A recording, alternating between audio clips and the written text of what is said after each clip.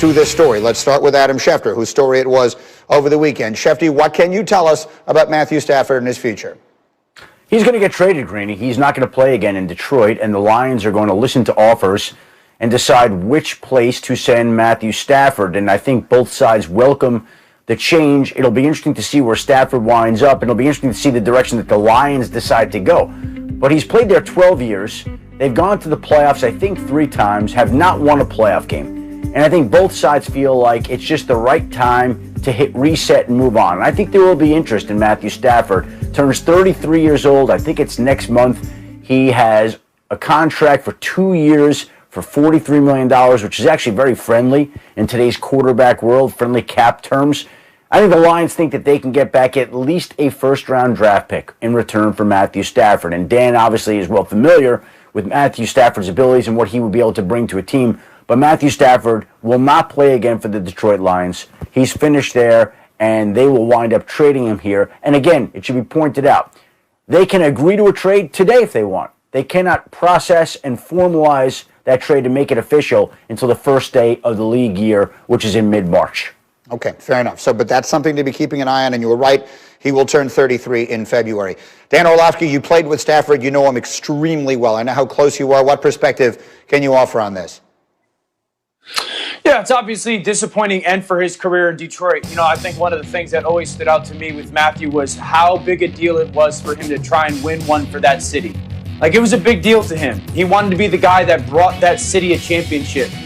They just wasted a Hall of Fame caliber career in Detroit by mismanagement of rosters and all that stuff. And so it's the right time. I've said that for a while now. It's the right time. And the reality is this, Greeny, where he goes, that team, I'll say this. Whatever teams are in the Deshaun Watson running and the Deshaun Watson conversation, they should be into the Matthew Stafford conversation as well.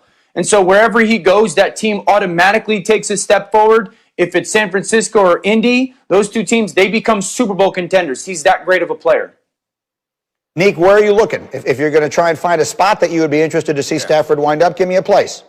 I think San Francisco and Indy are good ideas. I think Washington is a spot. But one team that we haven't heard much about that I think would be smart is the Broncos. Like, the Broncos have a ton of talent at receiver. And Matthew Stafford with Fant and Judy and Hamler, I think that he could go out there and really cook, and to pair up with that defense, hopefully Von Miller comes back near his defensive MVP level, or at least close to it. That team could be a problem for KC in that division.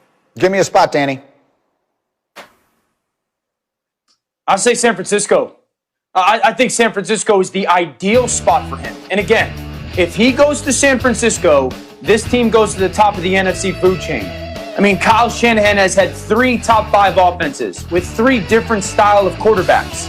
This one would probably be, if Matthew goes there, he probably is the most talented one that Kyle has ever worked with.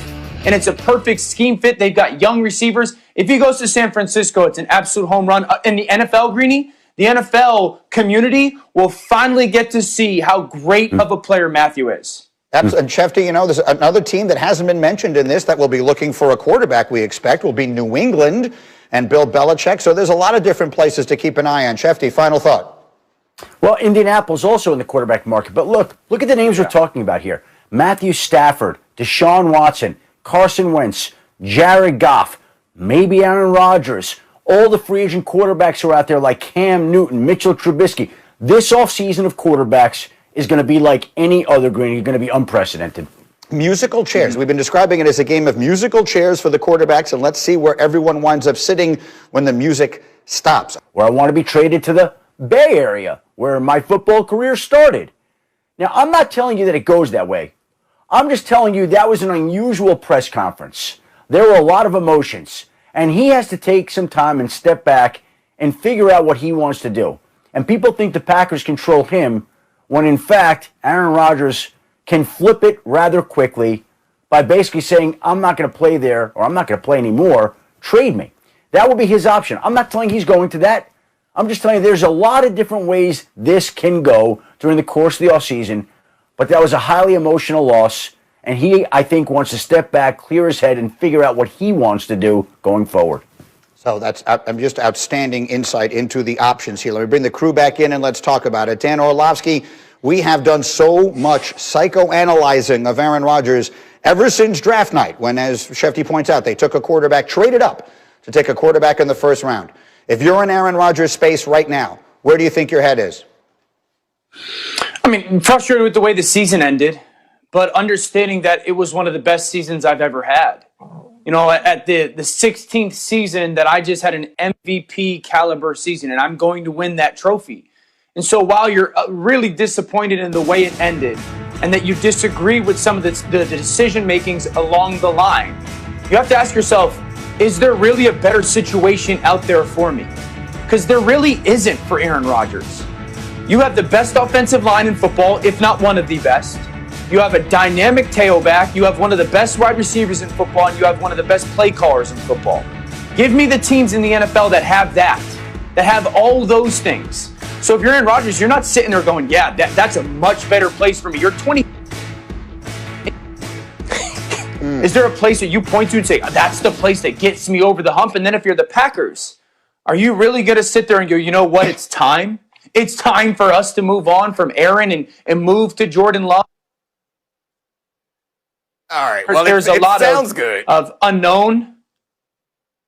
I think it sounds good what you're saying, but Aaron Rodgers is supremely confident. The two places that were named were the Rams and the 49ers. I'm pretty sure they got pretty good play callers. They'll figure out how to protect them. They'll be fine there. I think the major mistake that this team made wasn't yesterday when they failed to go for it on fourth down. The major mistake was going back to that draft, and they kind of rubbed it in our face all year when we said they were wrong for getting Jordan Love. They're 13-3 again, and they're back in this situation. But you know what? I'm sure Aaron Rodgers was thinking yesterday, sure would be nice to have a number one receiver or first round receiver to catch the ball in a situation like this opposite Adams. Or it sure would be nice to have another tackle to step in to protect me. Sure would be nice to have another cornerback to be able to keep guys out of the end zone. I imagine that part of that is what's going on in his mind. And Aaron Rodgers is not a fool. He's been around this game long enough to know I don't care about the emotions or whatever. He said that for a reason yesterday. He said that for a reason. It wasn't just emotional. Aaron Rodgers knows that everything he says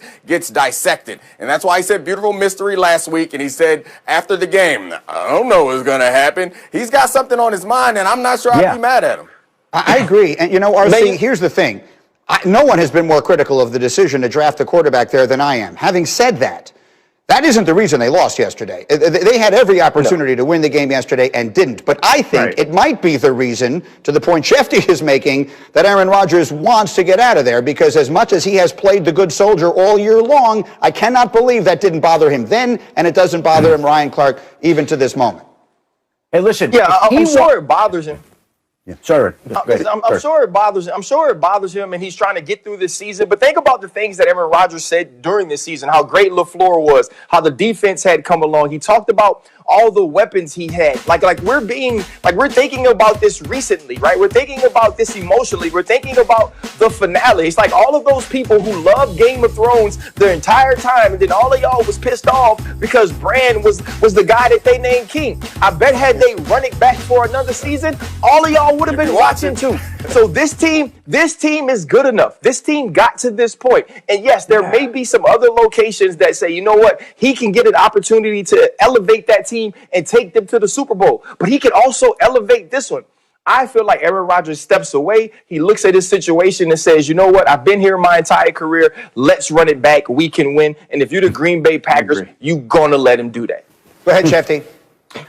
Well, again, I think we're living in a new NFL here. And I think we've seen players like Khalil Mack and Jalen Ramsey and now Deshaun Watson try to push things in a different direction.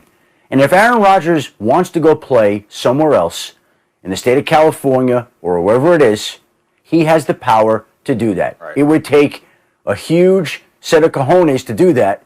It would take a lot of courage. It would upset a lot of people and rub them the wrong way. But if that's what he wants to do, that's what he's entitled to do. He didn't pick Green Bay. Green Bay picked him. Right. And now he's at the point in his career, with the way the NFL is set up, that he can pick where he wants to go. And it may be Green Bay. I'm not just saying it may be Green Bay. Shefty, he didn't land on Plymouth Rock. This is not Plymouth Rock. This is not Plymouth Rock. We are Plymouth not Rock landing on Aaron Rodgers. Plymouth Get out Rock. of town, A-Rod. You can go back to Carson Palmer. Carson Palmer forced his way out to greener pastures. Like, it's a thing that can happen. I don't have a problem with it. Listen. Let Orlovsky speak, because I think I know about what he's going to say. Go ahead, Dan. But the people you're referencing left bad situations. They left organizations that weren't playing well. This team is 26-6 in the last 2 years. What organization, both like top to bottom, head coach, roster man, all that stuff, can Aaron Rodgers point to and say that's a better situation for me? Because if we're going to sit here and say he's supremely confident, then we're going to sit here. We also have to sit here and say that he wants to go get another Super Bowl. What team can he point to and say that's the better situation? Well, Aaron Rodgers is as good as Tom Brady is, and we just saw Tom Brady go to a new team and make them Super Bowl champion or make them Super Bowl contenders. Aaron Rodgers is good enough to do that elsewhere. I'm not saying he should leave this situation, but I am saying